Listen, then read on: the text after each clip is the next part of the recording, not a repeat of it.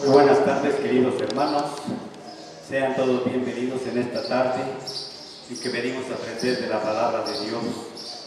Acompáñenme a hacer la lectura, la lectura de hoy en el libro de Hechos, capítulo 17, versículos del 1 al 15.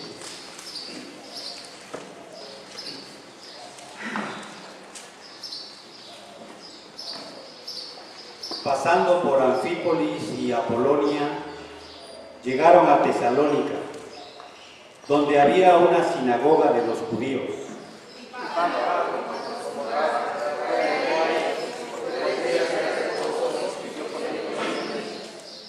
Declarando y exponiendo por medio de las Escrituras que era necesario que el Cristo padeciese y resucitase de los muertos, y que Jesús, a quien yo os anuncio, decía él, es el Cristo.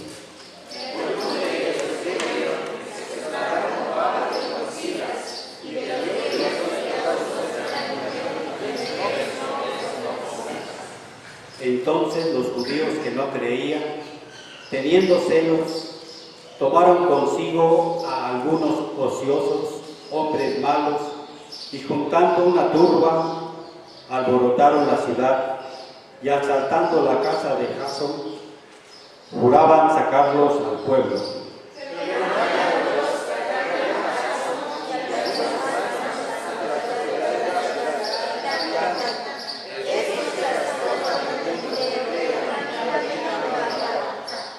A los cuales Jasón ha recibido, y todos estos contravienen los decretos de César, diciendo que hay otro rey, Jesús.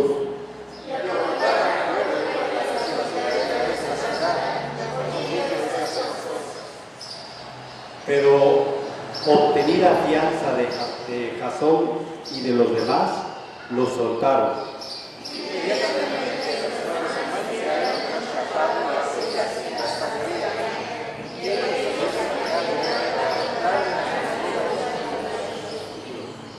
Y estos eran más nobles que los que estaban en Tesalónica, pues recibieron la palabra con toda solicitud, escudriñando cada día las Escrituras para ver si estas cosas eran así.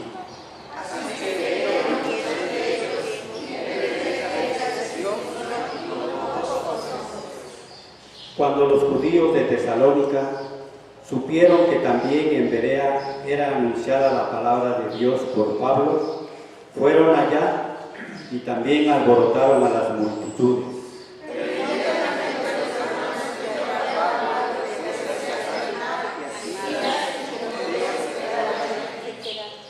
Y los que se habían encargado de conducir a Pablo le llevaron a Atenas, y habiendo recibido orden para Silas y Timoteo, de que viniesen a él lo más pronto que pudiesen, salieron. Ahora tenemos con alegría y con gozo nuestra alabanza a nuestro Señor, con nuestros hermanos de la alabanza.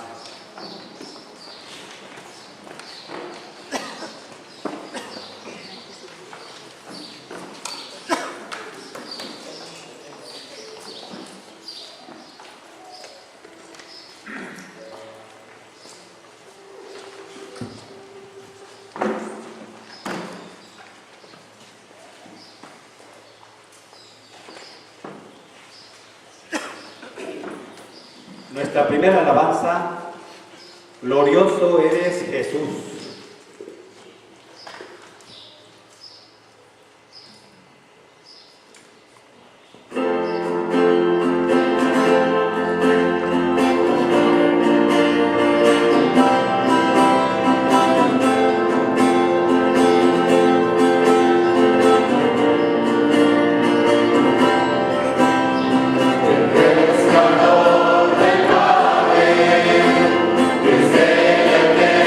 Vida.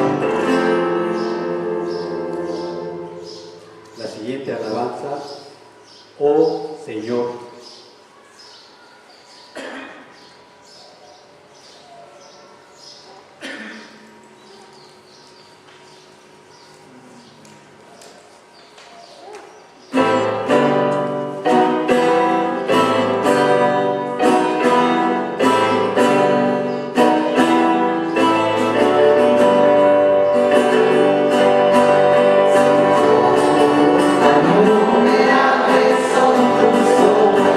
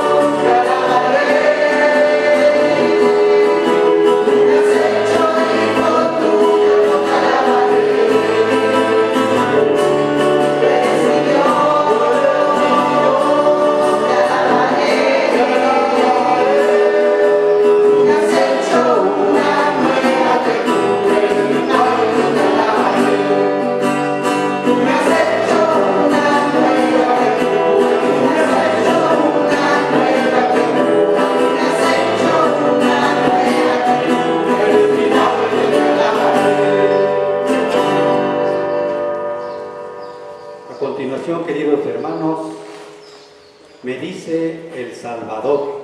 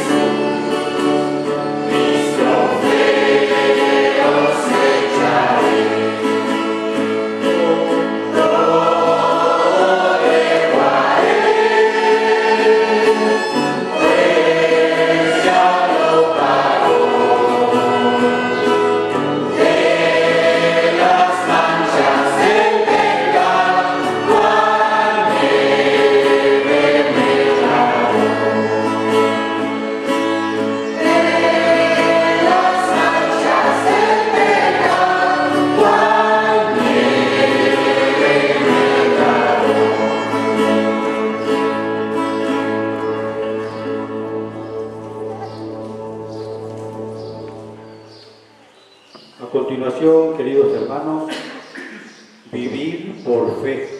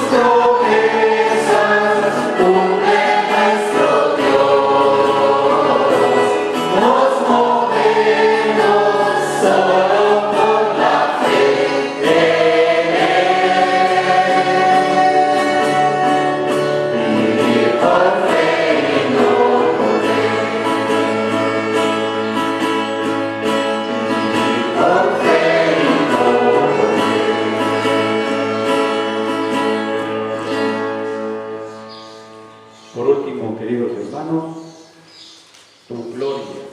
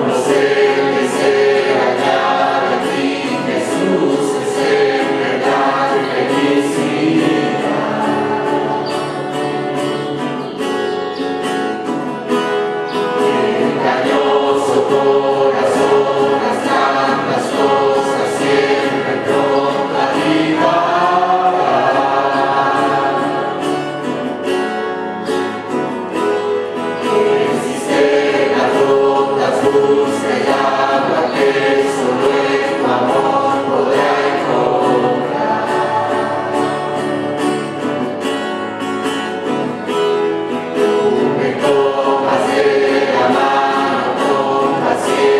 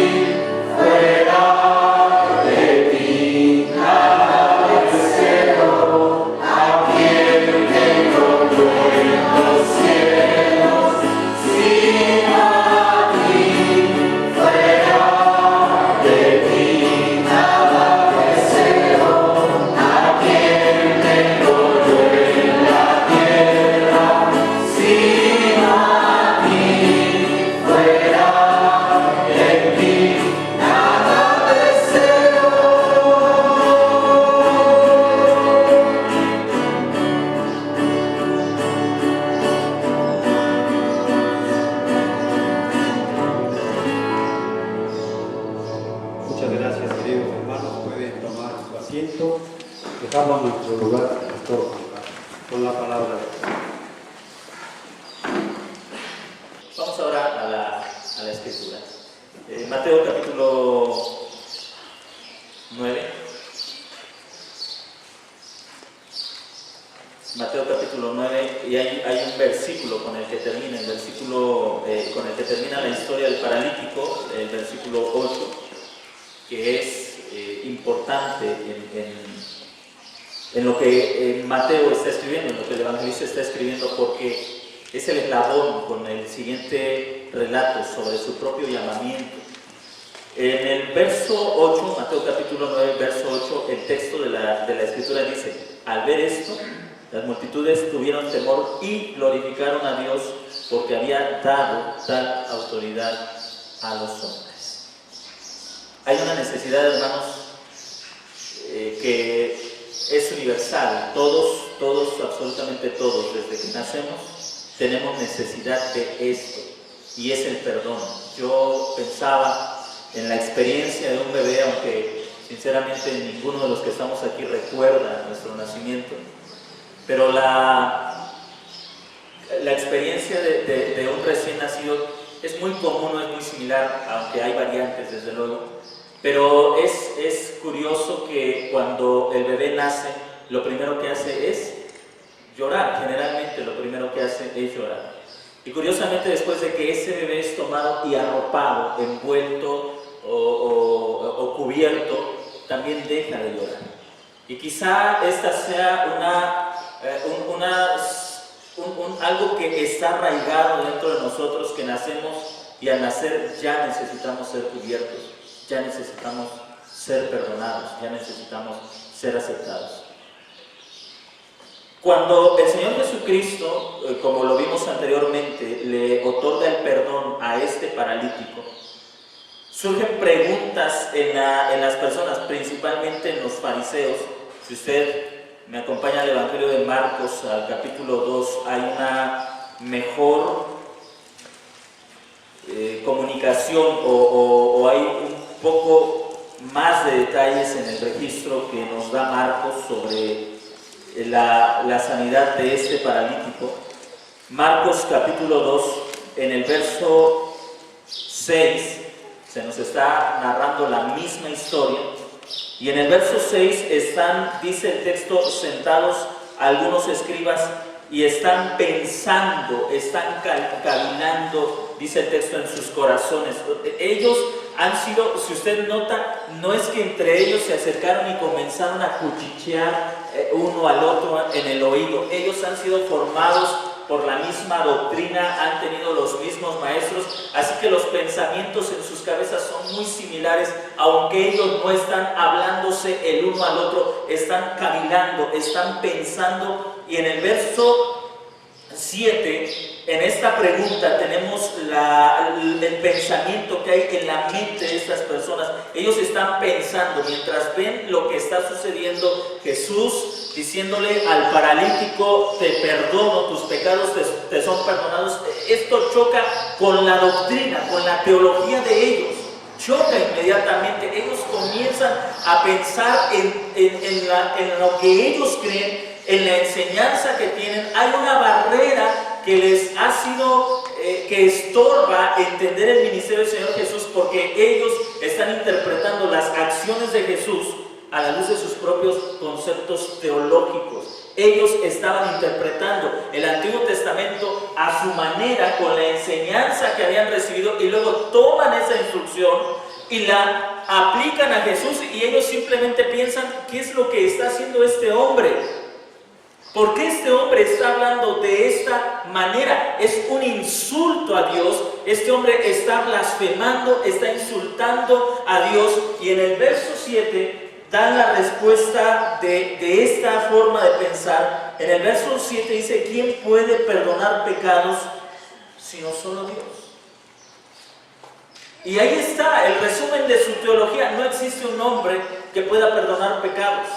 No hay un hombre que pueda perdonar pecados. Este hombre es un blasfemo, está insultando a Dios. Todo lo que Jesús estaba haciendo estaba pasando por el filtro de su enseñanza, por la educación teológica que ellos habían recibido. Ellos simplemente decían, no es posible que un hombre pueda ser perdonado por otro hombre. Ahora, quiero que usted lo entienda bien. Ellos no están pensando en las ofensas que se hace una persona a otra persona, porque esas te las tiene que perdonar la persona a la que tú ofendiste. Si yo te hago algo a ti, tú debes perdonarme a mí. Pero ellos no están pensando en ese tipo de situación, porque ellos están interpretando la situación del paralítico. Este paralítico no ha ofendido a nadie, por lo menos no hay personas ahí que puedan decir, tú me ofendiste. Lo que está sucediendo aquí es, este hombre, recuerde que la mentalidad del judaísmo era algo así como, naciste pobre es porque algún pecado cometieron tus padres y tú estás bajo una maldición. Te pasó esto en tu vida, supongamos que este hombre haya nacido con todo bien físicamente y en el transcurso de su vida, por alguna enfermedad o por algún accidente, ese hombre quedó paralítico. La teología de los fariseos, de los escribas, interpretaba esa situación de esta manera. Este hombre quedó paralítico porque cometió algún pecado y Dios lo está maldiciendo. Esa era la perspectiva de estas personas. Así que de repente se aparece un hombre que dice, te perdono tus pecados, y ellos piensan, ¿cómo es que este hombre pueda perdonar los pecados de este paralítico cuando es Dios quien lo ha puesto en esta situación, cuando es Dios quien lo ha traído bajo esta condenación? ¿Cómo puede decirle que Él le perdona sus pecados? Eso es imposible. Los fariseos, los saduceos, los escribas, la religión judía tenía un sistema de obtener el perdón de los pecados, hablando en la relación con Dios. De hecho, había una serie de interpretación. Si cometes este pecado, es necesario hacer estos sacrificios para que obtengas el perdón de tus pecados. Así que había una legislación muy estricta. Si tú ibas a un maestro de la ley, él no podía perdonarte tus pecados, pero él te instruía o te guiaba, te decía, a ver, ¿qué pecados cometiste? ¿Cuáles son? Porque debes hacer esto para obtener el perdón de tus pecados.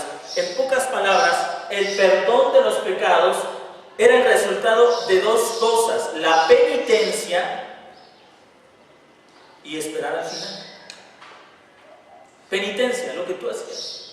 De hecho, los escribas interpretaban, ellos decían, todos los profetas hablaban de arrepentimiento. La interpretación de esto era la siguiente: todos los profetas hablaron de arrepentimiento, así que el perdón es el resultado del arrepentimiento, pero de la penitencia dentro del arrepentimiento. ¿Cómo quieres que Dios te perdone si no te llenas de ceniza, si no te vistes de silicio? ¿Cómo quieres que Dios te perdone si no ayunas tantos días, si no gimes, si no lloras? Así que ellos interpretaban el Antiguo Testamento de esta manera: Dios quiere perdonarnos, pero nos va a perdonar si nos arrepentimos. Es decir, si hacemos cosas que demuestren nuestro sufrimiento, nuestra penitencia. Esta era una forma en que ellos interpretaban el Antiguo Testamento, y déjeme decirle que la mentalidad humana no está muy lejos de eso, ¿no le parece? Y muchas veces la misma religión o la religión establece una serie de demandas para decir cómo Dios te va a perdonar y qué tienes que hacer para que te perdone. Por ejemplo, a veces se dice, ¿cómo Dios te va a perdonar si no vas a la iglesia? ¿Cómo Dios te va a perdonar si no lloras? Si no te arrodillas. ¿Cómo quieres que Dios te perdone si no ayunas? Tienes que ayunar para que Dios te perdone. Y hacemos una serie de demandas que en pocas palabras estamos diciendo: Dios requiere penitencia para que te perdone. Dios quiere que hagas penitencia. Dios quiere que te ganes su perdón, que te ganes su favor. Dios quiere verte, en pocas palabras, casi sufrir para que te perdone.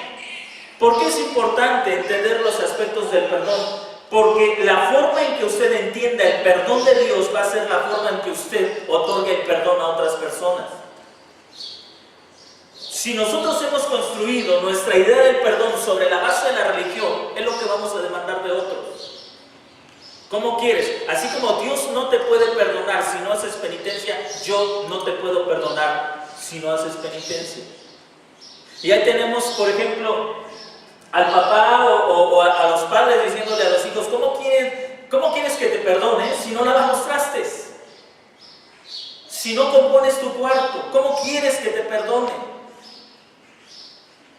Y eso que decimos no es otra cosa más que la evidencia de lo que creemos acerca de Dios. Dios perdona sobre la base de la penitencia. Si no haces penitencia, no hay perdón. Y como yo me he ganado el perdón, yo no puedo perdonarte si tú no te ganas el perdón. A veces condicionamos. Decimos, te voy a perdonar, pero quiero ver que hagas algo para que te perdone. Y cuando, regresando al texto, hermanos, cuando ven a este hombre que sin demandarle penitencia a este paralítico le dice, tus pecados te son perdonados, eso choca con su teología, eso choca en sus mentes, y ellos dicen, es imposible, Dios no perdona de esa forma. Y luego dicen, solo Dios puede perdonar pecados, y esto haciendo alusión que la única seguridad que el hombre podía tener de que ha sido perdonado era al final del tiempo o en el mundo por venir, como le llaman los judíos a la era del Mesías. Y que bueno, entre paréntesis, nosotros estamos en el mundo por venir mientras ellos lo siguen esperando, porque para ellos el Mesías no ha llegado.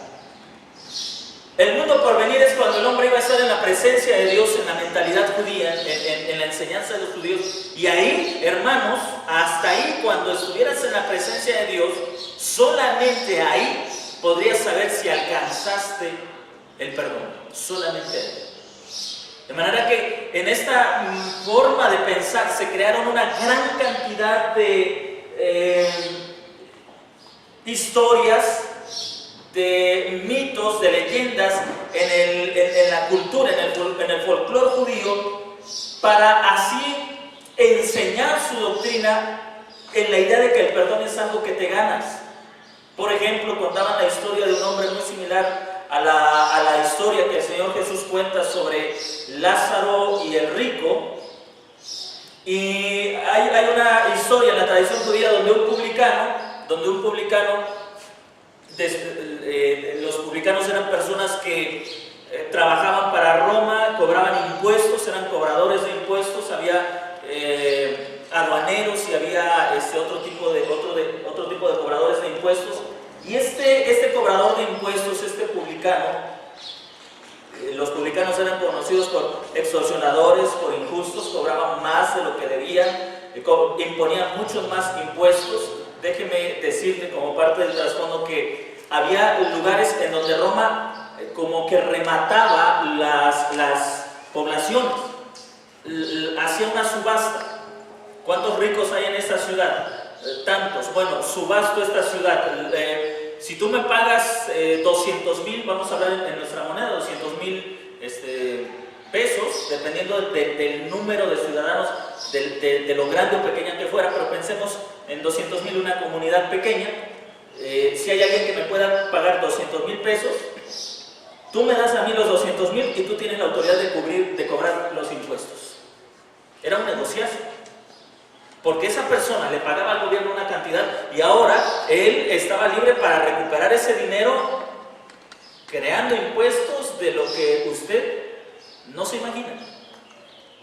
A veces cobraban impuestos por el número de ruedas. Los publicanos eran considerados gente mala, ladrones, extorsionadores. Era gente que por su mismo trabajo habían quedado fuera de la religión. Muy pocos maestros de la ley querían ser relacionados con los publicanos, muy pocos, porque afectaba su moralidad. Así que hay una historia donde un publicano muere, pero antes de morir hace una buena obra, y en esa historia también se habla de un hombre justo que hace una mala obra. Y cuando los dos están en la presencia de Dios, el publicano, por la buena obra que hizo, ganó el cielo. Y el justo, por la mala obra que hizo, se fue a la condenación. Había un dicho entre la sociedad de aquellos días que era algo así como: si tú puedes construir una sinagoga, has ganado el mundo por venir. Has hecho la mayor de las justicias y no hay pecado que no pueda ser cubierto por esa buena obra. ¿Pero cuándo lo ibas a saber? Bueno, hasta que estuvieras en la presencia de Dios, y si Dios decía: ¿es aceptada tu obra?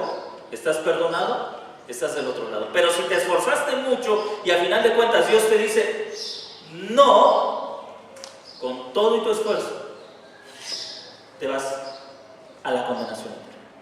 Aquí estaba en juego entonces estos puntos de vista. Por un lado, cuando el Señor Jesús le dice al paralítico: tus pecados te son perdonados, Él, entre otras cosas, le está dando la seguridad de la vida eterna.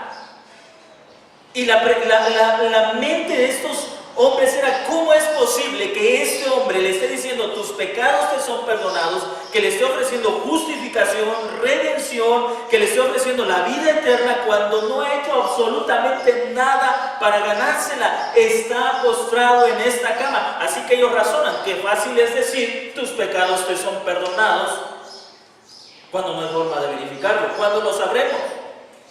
Cuando estemos en la eternidad. Y probablemente cuando eso suceda, ninguno de ustedes se va a acordar que este hombre dijo: tus pecados te son perdonados. Quiero que note usted que las mismas cosas con las que luchaban aquellos hombres con el asunto del perdón son las mismas cosas con las que nosotros luchamos hoy. Nosotros, hermanos, estamos de acuerdo en que solo Dios puede perdonar los pecados, pero es la forma en que se interpreta esta declaración lo que nos hace diferentes del judaísmo y de muchas otras más religiones. Regresando a Mateo capítulo 9, en el verso 8, no solamente regresaré a la historia para que usted lo mantenga fresco en su mente y pueda entender la importancia del verso 8. Así que en Mateo capítulo 9, verso 6, Jesús les responde a estos que están cavilando, que están pensando: este es un blasfemo. Él les responde de esta manera: pues para que sepan que el Hijo del Hombre tiene en la tierra autoridad de perdonar pecados. Jesús le dice al paralítico: levántate, toma tu cama y vete a tu casa. Verso 7: y él, siendo levantado, se fue a su casa. El asunto no es si Jesús podía sanarlo o no, porque recuerde que Jesús había ya durante meses sanado a muchos enfermos. El asunto es: ¿puede perdonarlo? No es si puede sanarlo, es: ¿puede realmente perdonarlo? ¿Puede perdonarlo? Y es aquí, hermanos, donde encontramos el corazón del Evangelio. El corazón, hermanos, del Evangelio, la predicación, la esencia del Evangelio no es: por fin Dios nos ha dado a conocer las cosas que podemos hacer para ser salvos, sino más bien la esencia del Evangelio es: por fin Dios nos ha dado a alguien que sí puede perdonar nuestros pecados aquí y ahora. Todas las personas, hermanos, viven con la incertidumbre si será suficiente lo que han hecho para ganar el cielo. Todas las personas. Todas las personas incluso mueren o la mayoría de las personas mueren con la sensación de que mueren y les ha faltado hacer algo. ¿Cuántas personas piensan: si volviera a vivir, si naciera de nuevo? Incluso en la Escritura nos encontramos con un hombre que le pidió al Señor más años de vida, más tiempo para vivir. ¿Recuerdan ustedes quién fue? Así es, el rey de Ezequías. Y el Señor le concedió ¿cuántos años? 15 años más. Todos pensamos: si tuviera más años para vivir, la situación sería diferente, porque todos estamos tratando de encontrar la salvación, todos estamos tratando de alcanzar el perdón, de ganar el perdón. ¿Cuántas personas, incluso en su relación con Dios, porque así lo han entendido, se acercan a Dios y le dicen: Señor, dime qué debo hacer para que me perdones? Dime qué debo hacer para que me perdones. Y esa misma actitud la llevamos con otras personas. Y si ofendimos a alguien, le decimos, dime por favor, ¿qué puedo hacer para que me perdones? Porque hemos construido nuestra vida sobre la idea de que podemos nosotros ganar nuestro perdón, nuestras penitencias. Incluso hay personas que piensan que el sufrimiento es la razón por la que debemos ser perdonados. Es como el niño que ha hecho algo y después de hacerlo, cuando el papá lo va a corregir, comienza a llorar y le dice, no, no me castigues, perdóname por favor. Y una vez que ha pasado todo eso, vemos al niño tranquilo, normal, y el papá le dice algo y ahora le responde, pues no que estabas arrepentido, pues no que a lo mejor el papá lo va a castigar de nuevo y el niño reprocha, no que ya me perdonaste. Porque pensamos que las lágrimas o el sufrimiento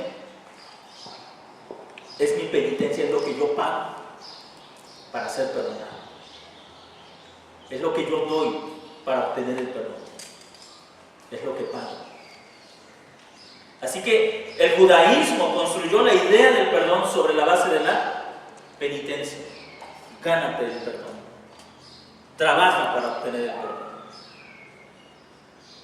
Y es aquí donde el Evangelio se vuelve realmente glorioso, donde el Evangelio se vuelve realmente deslumbrante. En el verso 8, Mateo escribe, al ver esto las multitudes tuvieron temor y glorificaron a Dios porque había dado tal autoridad a los hombres. Hermanos, hay por lo menos 3 cosas que podemos aprender de este texto. Número 1, sí podemos tener seguridad de perdón. Sí podemos tener seguridad de perdón. ¿Cuál era la razón por la que este paralítico podía tener la seguridad de que Dios lo había perdonado? No solamente las palabras de Jesús, su propia salud. Porque el Señor Jesucristo, al hacer esta pregunta que encontramos en el verso 5, está cuestionando a los escribas a que piensen en esto. ¿Qué es más fácil? ¿Decir tus pecados te son perdonados? O decir, levántate y anda. ¿Qué es más fácil? Pues más fácil es decir tus pecados te son perdonados porque no se puede probar. No se puede probar esa afirmación. Como le decía hace rato, los judíos pensaban, solamente sabrás que Dios te ha perdonado cuando estés del otro lado. Solamente ahí tendrás la seguridad y podrás decir, Dios me ha perdonado. Así que es muy fácil decir tus pecados te son perdonados porque es una afirmación que en el momento no puede ser probada.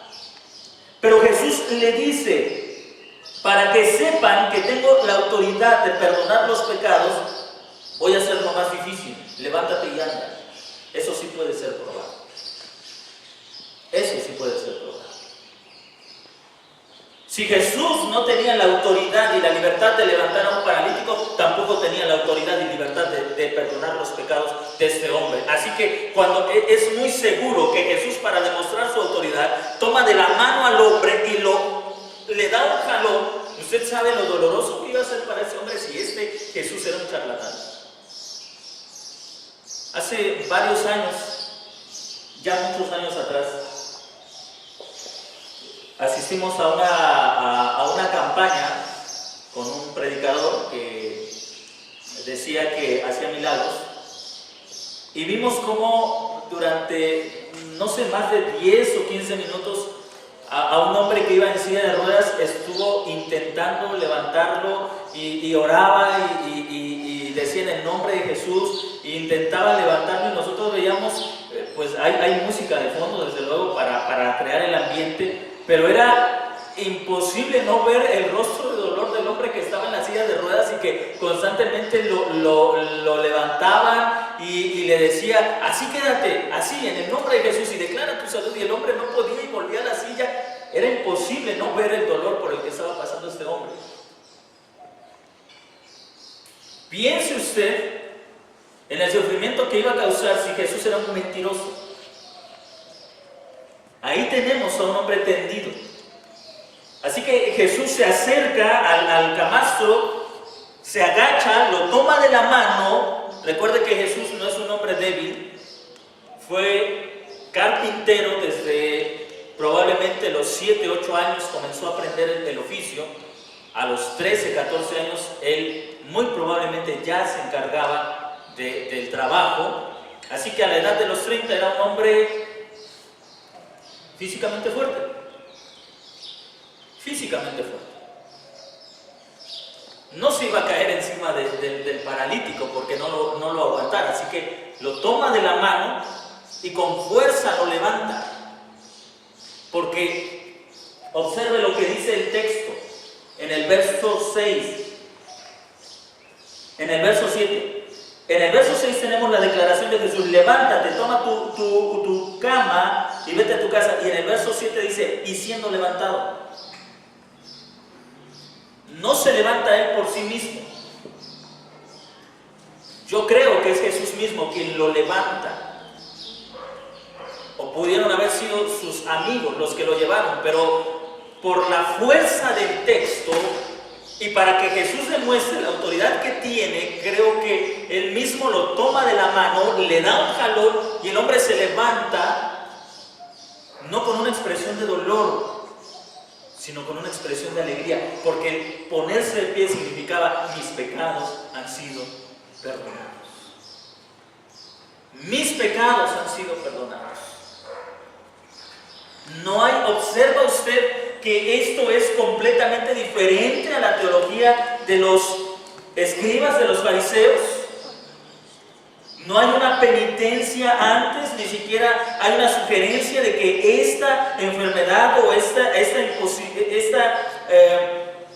deficiencia física que tenía era un castigo. No hay ninguna sugerencia de que ya purgaste tus pecados estando en esta cama tantos años, así que ahora vas a quedar sano. No hay ninguna sugerencia de esto. Este paralítico no se estaba ganando absolutamente nada. No estaba ganándose el perdón. Esto era una expresión de la inmensa misericordia de Dios. Lo mismo que Jesús le dijo al gadareno cuando en el Evangelio de Marcos, si no me equivoco, él le dice: ve y cuenta cuánta misericordia ha hecho el Señor contigo.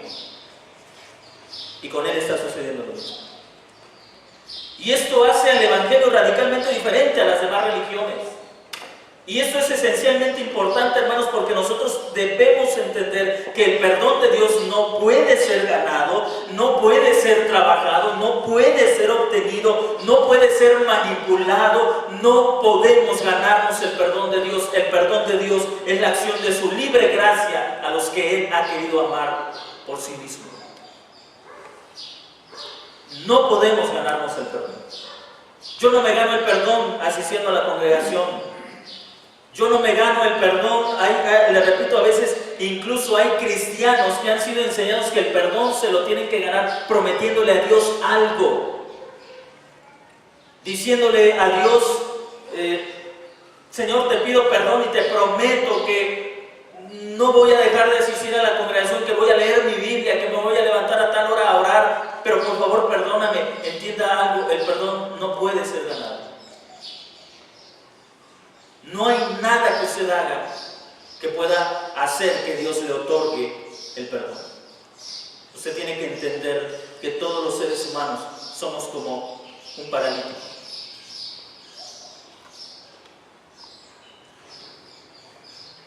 Piense usted en eso. Si el paralítico le hubiera dicho a Jesús: Señor, perdóname y prometo seguirte toda mi vida, ¿podría hacerlo el paralítico? Jesús caminaba grandes distancias. ¿Cómo lo iba a seguir? Quizás los amigos se ofrecieron una ocasión para llevarlo delante de Jesús, pero andar cargando con él,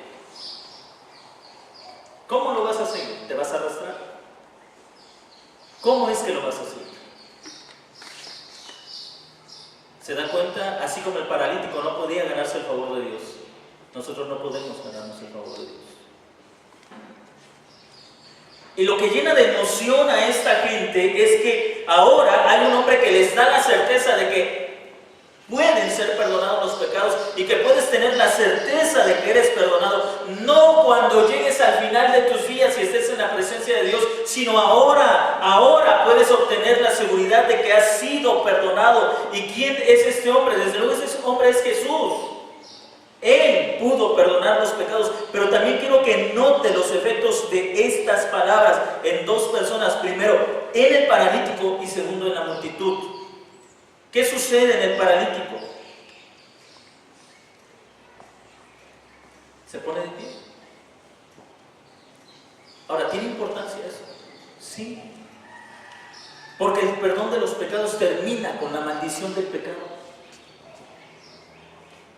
El perdón de los pecados termina con la maldición bajo la cual ha vivido el hombre por haberse apartado del Señor, de manera que el apóstol Pablo puede decir: ninguna condenación hay para los que están en Cristo Jesús. Terminó con su maldición. Ya no tenía por qué seguir arrastrándose, ya no tenía por qué seguir dependiendo de otros, ya no tenía por qué seguir viviendo del favor y de la buena voluntad de otros. Dios lo había perdonado y lo había restaurado a la posición que había perdido. Cuando nosotros caemos, no cuando caemos en pecado, nosotros hemos nacido pecadores y nuestros pecados nos alejan más de Dios, pero cuando nosotros somos perdonados hay algo que Dios hace. Él nos restaura a la posición que hemos perdido a causa del pecado. ¿Sabe cómo hacemos nosotros? Nosotros hacemos que las personas se ganen las cosas. Cuando el hijo se va de casa, en la historia que tenemos en el Evangelio de Lucas, en el capítulo 15, y vive su vida usando mal su dinero, administrándolo mal, al punto que llega a perder absolutamente todo y tiene que trabajar en el más vergonzoso de los trabajos para un judío, que era alimentar cerdos. Y era muy vergonzoso, porque en primer lugar los judíos no criaban cerdos. Eran animales impuros y él tiene que estar ahí alimentando a esos cerdos. Pero llega a su punto más bajo cuando no solamente los alimenta, sino que les roba su comida, les quita lo que es de los cerdos. Y en ese momento, quizá mientras está engullendo, mientras está comiendo esa comida que era propia de esos animales, él comienza a pensar en su vida cuando estaba en casa, y entonces dice: me pondré de pie e iré a mi padre y le diré: Padre, perdóname, no me vuelvas a la posición de hijo, hazme como el último de tus trabajadores, como el más pequeño de tus esclavos. Como un buen judío, él sabe que el perdón se tiene que ganar. Él sabe que el perdón se tiene que ganar. Él sabe que sin penitencia no hay perdón. Así que él se levanta y comienza a caminar de regreso a casa, pero él se encuentra con la increíble sorpresa de que el evangelio es completamente diferente, de que llegar al reino es completamente diferente. Él no se encuentra a un padre enojado diciendo: te lo mereces, aunque se lo merecía. Pero él no está así. De hecho, quien está así es el hijo que no ha sabido aprovechar la gracia que ha recibido del Padre. Quien se encuentra así es el hermano que nunca se ha ido de casa, pero que tampoco ha estado disfrutando la gracia del Padre. Cuando se da cuenta que su hermano, llega el hijo y el padre corre, ¿sabe? Y usted tiene que entender la historia desde un punto de vista oriental, porque un anciano en el Antiguo Oriente nunca corría. Eso era vergonzoso para los ancianos. Los ancianos no corren, los padres no corren. Pero nos está hablando de la humillación del padre, la humillación que le ha causado el hijo que se ha ido de casa. Así que el padre corre a encontrarse con su hijo y lo abraza. Eso nos habla de la humillación que el padre sufrió cuando nos envió a su propio hijo para salvarnos a nosotros. Él se humilló para rescatarnos a nosotros. Usted puede ver a muchos padres corriendo detrás de sus hijos. Eso en el Oriente es humillante. Un padre nunca debe correr detrás de los hijos. Pero este padre está dispuesto a humillarse por el hijo que ha vuelto a casa. Y nos está dando una perspectiva completamente diferente a lo que significa el perdón. Nos está enseñando lo que realmente significa el perdón. El perdón implica una humillación de la persona que ha sido ofendida. Y déjame decirle que quien ha sido ofendido ha sido el Padre, que es completamente bueno hacia nosotros. Él ha sido ofendido y Él se humilla para perdonarnos a nosotros. Así como el Padre anciano corre para recibir en sus brazos a su Hijo, así el Padre Celestial se humilla encarnando a su Hijo y enviándolo para rescatar a un pueblo que le había dado la espalda.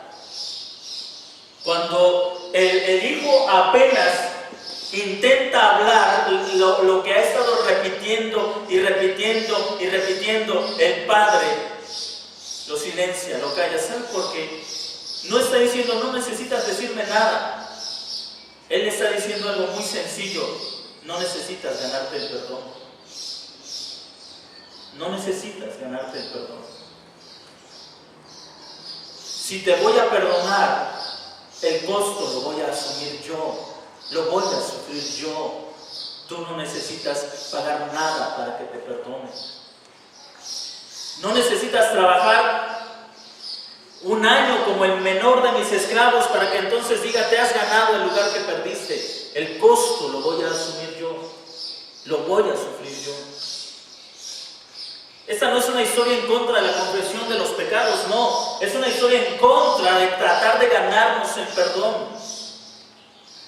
Mientras el hijo está, el otro hijo, el que nunca se va de casa en la historia de Lucas, está enojado, está enfurecido, está diciendo, mi hermano se ha gastado su dinero con las prostitutas, y como bien dice un comentarista, durante todo ese tiempo, aquel hermano nunca supo dónde estaba su hermano menor.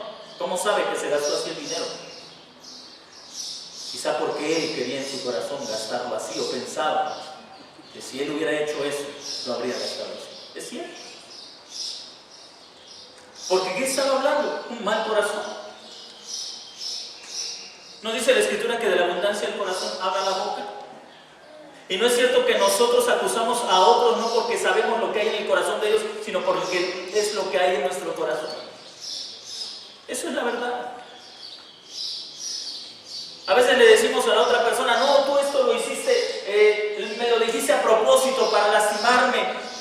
Pero yo no sé lo que hay en el corazón de la otra persona. Quizá le reprocho eso porque esa es la razón por la que yo habría hecho algo así. No sé si me está entendiendo. Yo le digo a la otra persona, tú me hiciste esto porque me odias, porque te caigo mal, por eso me hablaste así, por eso. Pero ¿cómo sé que eso está en el corazón de aquella persona? Quizá lo único que estoy diciendo es, si yo te hubiera hecho eso, lo habría hecho por estas causas, porque te odio y me caes mal. Esa es la verdad.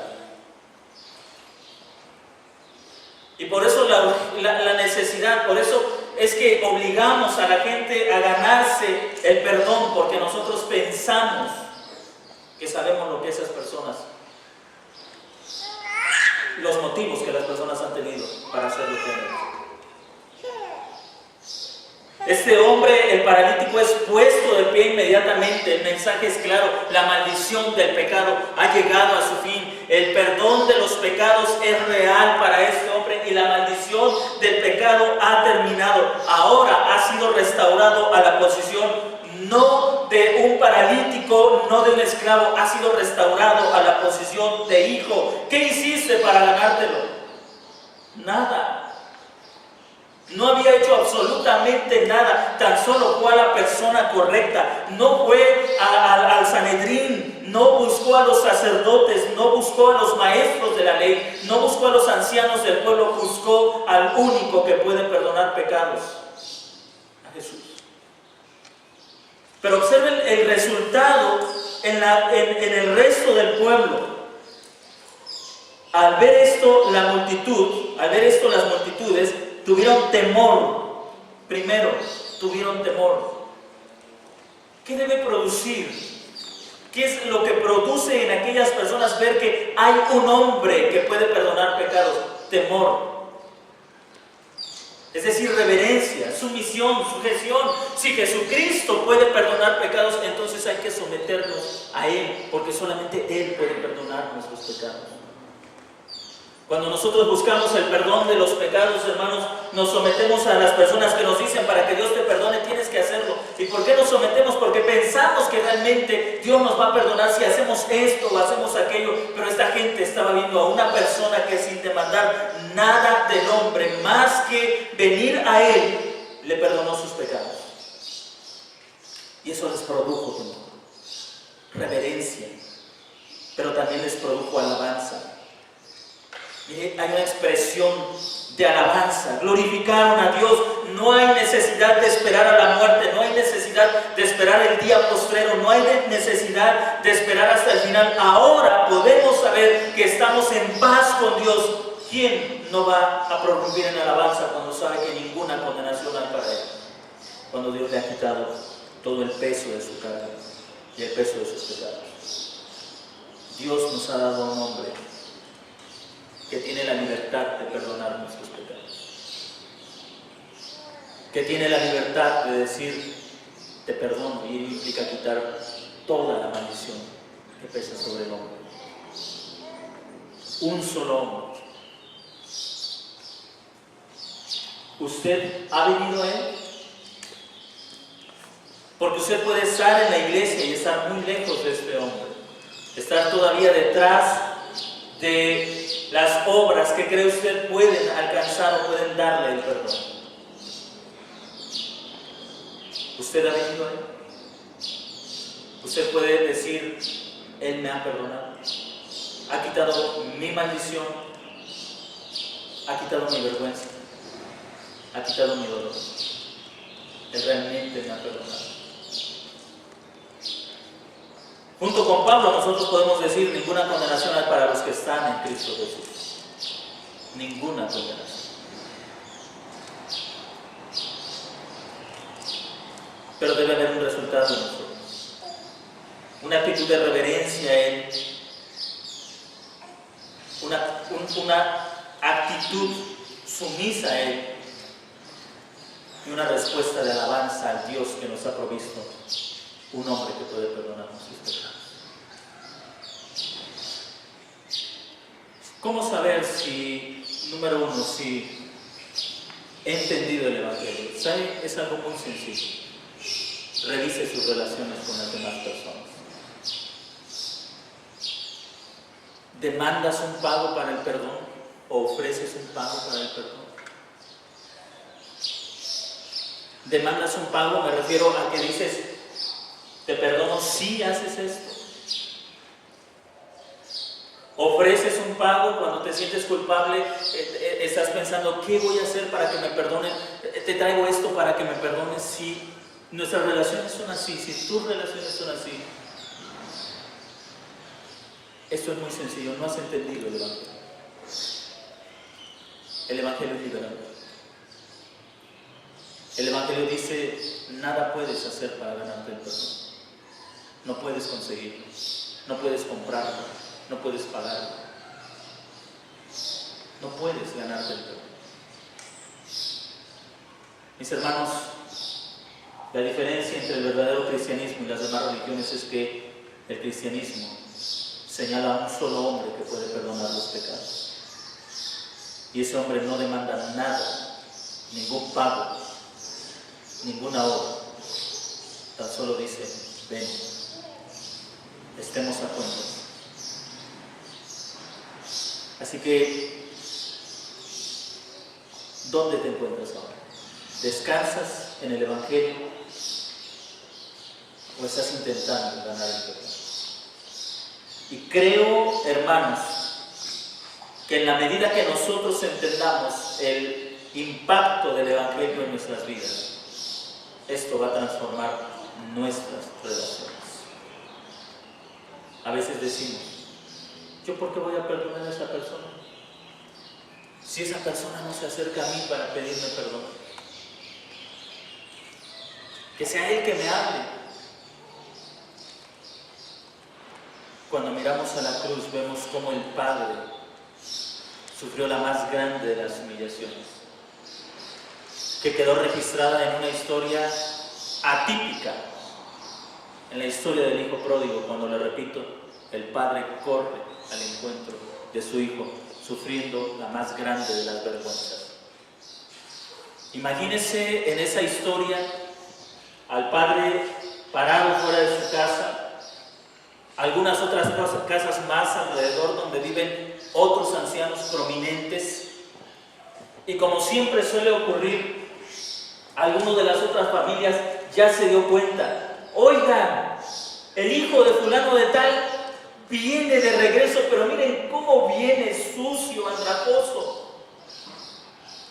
Y la gente quizá comienza a asomarse por la ventana que había en casa o salir a la calle, mientras el padre también a lo lejos vislumbra la figura de su hijo. Y la gente ve que el padre, que el anciano comienza a correr. ¿Se imaginan cuántos comentarios de crítica surgieron? No es posible. No es posible. Le dio la espalda a su padre, deseó que estuviera muerto, derrochó su ganancia, nunca le habló, nunca le envió un mensaje. Y ahora ese hombre, no es posible que haga eso. Eso hizo el Padre con nosotros. Eso hizo el Padre con nosotros. ¿Se da cuenta por qué la actitud dura de un corazón cuando él no puede perdonar? Y aquí hay muchas cosas, pero cuando nosotros no podemos perdonar, la razón es sencilla: no hemos entendido el Evangelio. No lo hemos entendido.